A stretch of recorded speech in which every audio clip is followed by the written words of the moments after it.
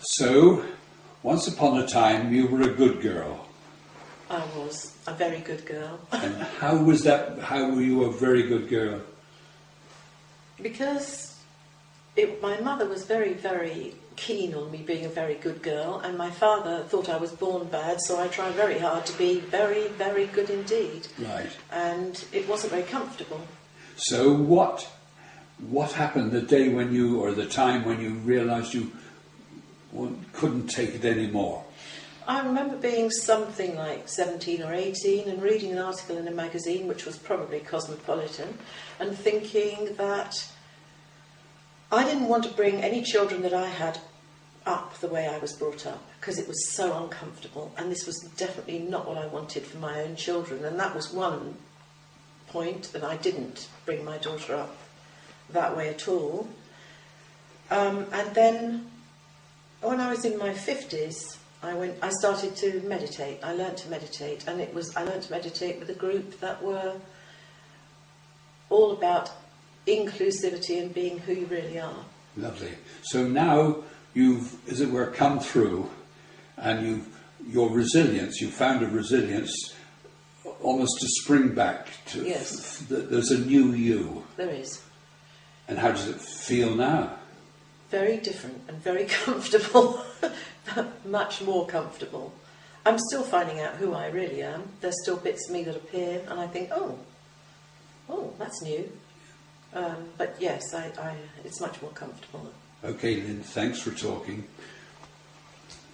So, Lynn, we're going to look at the map, and we're going to see what it was like for you when you were a good girl, and then move to the time when you're not a good girl anymore. Right. So, when you were the young woman who was, I'm going to suggest the flip side of security, you weren't really sure of the affection that you found. No. You weren't able to really reflect because you were so busy being obedient.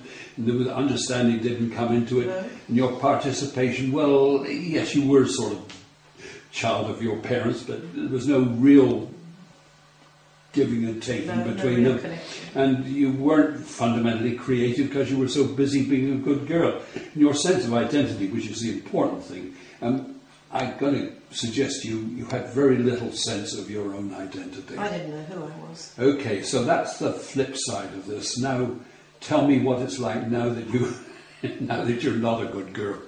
Well, I've always fed and sheltered myself, so Yes. that's been good, because that gave me a lot of independence. I have the security now that I didn't have, Right. definitely. And affection, yes, I have real affection for people and from people. Yeah. I have plenty of time for reflection, particularly living where I do, lots of time for reflection, and I learned to meditate, which made a huge difference to my life. Mm. I'm able to understand things better, and I understand why people didn't think I was nice even when I was being a good girl. And I have more participation, definitely, more sharing, because it's real, Yeah. and it wasn't real before. Yeah. I've always been a creative person, so recreating myself has been very creative. It's been very enjoyable. I've reclaimed myself to a large degree.